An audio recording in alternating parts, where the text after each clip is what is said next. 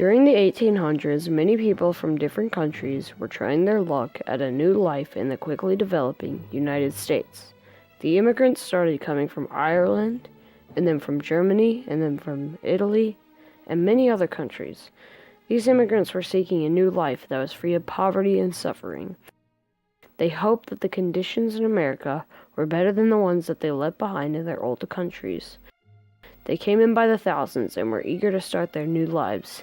They were coming in so quickly that the population of New York more than doubled in every single decade from 1800 to 1880. Because of this population increase, the immigrants were forced into cramped, disease-riddled apartments known as tenements.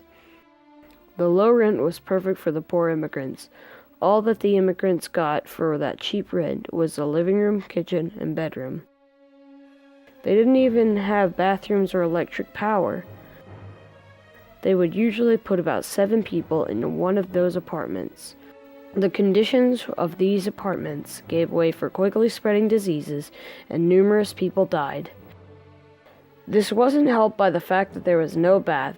The absence of a bath meant that people in the tenements would carry germs for a longer time, which helped diseases such as tuberculosis to spread. Hospitals were crowded constantly. In some of the tenements, the infant death rate was above 10%. On top of all of that, the tenements were a fire hazard, and the only fire exits were usually blocked by the possessions of the tenants. The life there was a terrible one, and some people realized this and concluded that the immigrants of New York needed a better life and better opportunities. Jacob Riis was one of those people, and he decided to take a stand against the living conditions that the immigrants in New York had to go through. Jacob Riis was born on May 3, 1849, in Riis, Denmark, as one of 14 children. His parents were Niels Edward Riis and Carolina Riis. He immigrated to the U.S. in 1870.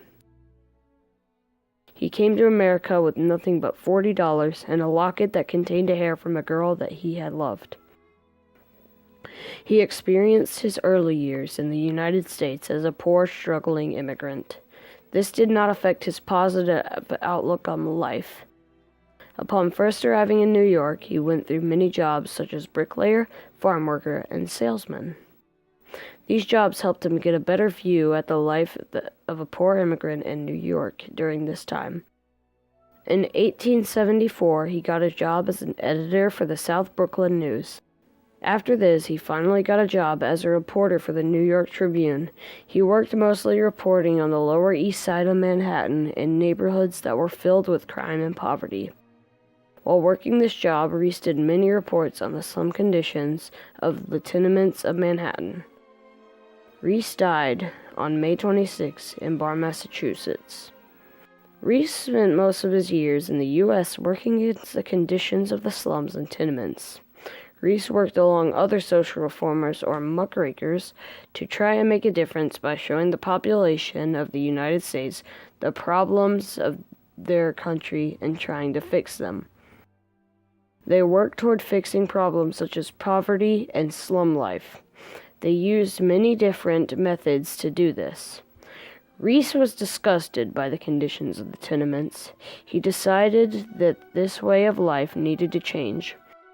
He decided to teach himself basic photography so that he could take pictures of the immigrant way of life to show to the upper class of New York. He would take his camera with him every night when he went out and would use the newly developed flash technology, which at the time used flashlight powder. Riis would take pictures of the people living and working in the slums of New York. With his skills and talents as a writer, Riis wrote many books aimed at social reform. He would add his photos of the tenement life to his books to make the stories they told more powerful. Some of his books include The Children of the Poor, The Battle with the Slum, and Children of the Tenements. One of his most famous books was How the Other Half Lives. All of these books were intended to show the rich population of New York the living conditions of the slums and tenements.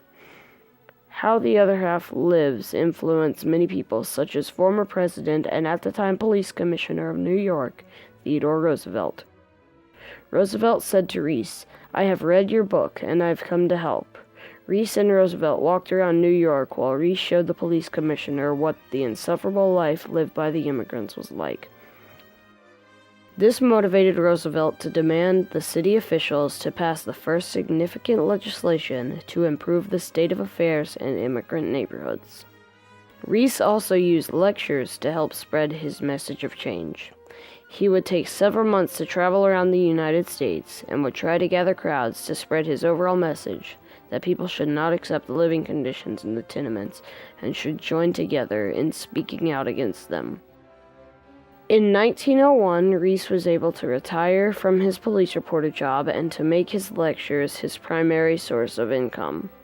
He was very good with his words and even had a first-hand account of what life as a poor, struggling immigrant was like, since he himself had experienced life as a struggling immigrant in New York City when he had first moved to the U.S. In conclusion, Jacob Riis was a man who stood against what he believed was wrong. He was a leader in speaking out against the tenement conditions that had to be endured by the low-income immigrants in 19th century New York. He became one of the first Americans to use photographic documentation to take a stand, and he also took a stand by writing books and giving lectures. The work he did in his lifetime remains valuable even today.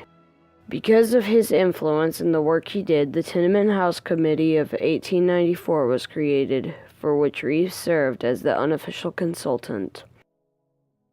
The Lower East Side Tenement Museum was also created to show the people of the modern day the conditions and how cramped and disgusting the tenements were. Overall, Jacob Riis was a national hero.